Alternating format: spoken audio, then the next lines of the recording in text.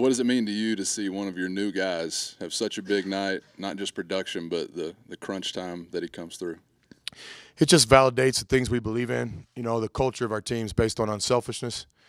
We tell the guys every single day that unselfishness isn't just something that you are. You actively have to go do something. You know, we have a thing in our team every single day. You have to do something for a teammate, whether it be give somebody a ride, buy somebody lunch, um, ask somebody how their family is back home. But you go out of your way to do something unselfish. And Anthony, maybe more than any player I've ever coached, really embraced it from day one. Like, he was preaching our process his third day on campus, and so you know, I'm proud of him tonight. I think last game he kind of struggled. Wasn't last game he's like 1 for 8, and he was the first one in my office the morning after the game. We were meeting bright and early about, hey, just trust yourself, trust the team, and so it's nice to see some immediate work pay off for Ant.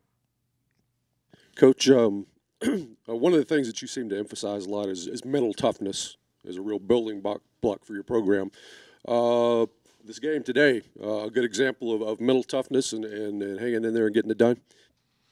Absolutely, that was the message after the game before the mosh pit. That's exactly what this was. You know, it looked physically like the game was over to a lot of people, but mentally we gave ourselves a chance. And you know, I don't think we beat Rice today. I think from Rice's point of view, they probably just ran out of time. But it was a special college basketball game. It's in the 30s in the first half. Both teams shoot 60% or so in the second half and score 50. So it was almost like the team that got the ball last was going to have a chance to win, and that's what ended up. But no question, the mental toughness today, not just because we won the game, but because we gave ourselves a chance under adversity in the last couple of minutes. If you do that enough, you'll win your share. From the bench, was it a situation where you felt like, as hot as Rice was shooting, if they could just miss one shot from behind the arc when they were running through that long stretch, that you could really start to try to put this game away?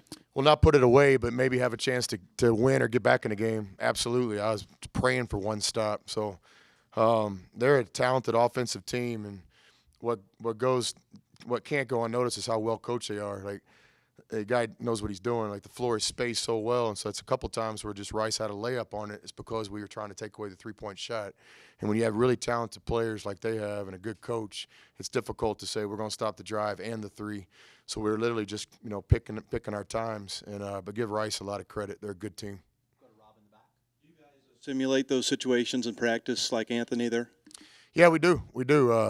I can't take credit for that, but I give the players all the credit. But we do talk about if you're down 2 or you're down 3 or there's a minute left, if we have a timeout or we don't have a timeout. And again, I thought our guys, I liked our composure. The thing that was most impressive to me is, you know, I think it looked like we might have the ball coming down 3, but they missed the free throw, I guess, and so it was only 2. And I didn't have a timeout, and the place was so loud, and I'm not complaining about that. You know, I love the crowd, but I thought our guys really – I saw a couple of our players kind of look up there, and they understood that we only needed 2 here. Rice had a great defensive stand, and then Anthony made a good, talented shot fake play at the end. But I liked our poise down the stretch. So what do you say to Anthony, if anything? What's your style with the player in that kind of moment where not only do you have the free throws coming up, but there's a second to sit there and think about it longer as they look at it again? Yeah, he's a grown man. Ant's the kind of guy that wants to be in that moment. You know, some guys shy away from that. Some guys act like they do, but they really don't. And Ant wants to be in that moment. Like, we have a thing in practice where I call out a guy's name. He has to shoot a free throw, miss, everybody in the team runs. Ant wants me to call his name. So, you know, in those moments, I've never thought it's not about that moment I got to make the free throw. It's about the habits of your life. Do you put in time every day? And Ant's a guy that's in the gym 2-3 hours a day on his own. And so I have a lot of confidence when he's on the line in a situation like that. Coach, does this team have a single vocal leader? Is there one player you could single out and say that's kind of the guy that rallies the troops or anything like that? Well, leadership comes from our 6 seniors. Leadership comes from a lot of different parts of this team. But one guy I would signal out is Devin. I thought Justin said it's best. I don't even really look at the stat sheet. It's just, did we win or not? And that's how Devin embraces the game too. He's a guy that I quickly learned to respect him. I'm really enjoying coaching Devin. I hope that the fans and everything appreciate how much he means to our team. Again, he's not a stat sheet filler, but he's the heart and soul of our team in a lot of ways. Time for a couple more for Coach. Any questions? Put your hand up. We'll get the microphone to you. Come back to me.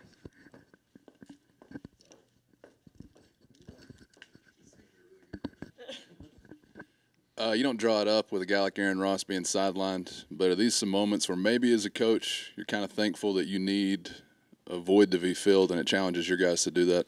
Yeah, exactly. I never wish injury on anyone. Norrance and Ross are two of our best players, but absolutely, you try to find some positive in every situation. So we got some guys playing some valuable minutes. I mean, Thomas Brandsma single-handedly keeps us in the game in the first half, and so all these minutes that guys are getting. I thought Temple played well in the minutes he had tonight. He was composed and looked like he was a real factor. It was a tough matchup game for Temple. Rice really doesn't have any centers or any big guys, so I'd like to play Matt more minutes. That might have been a coaching mistake. I'll learn about that here in the next couple of hours when I watch the film. But no, I think whenever you just gain experience, and that's I think this game could end up being both good for us and Rice as the year goes on, because both teams learned a lot about ourselves today.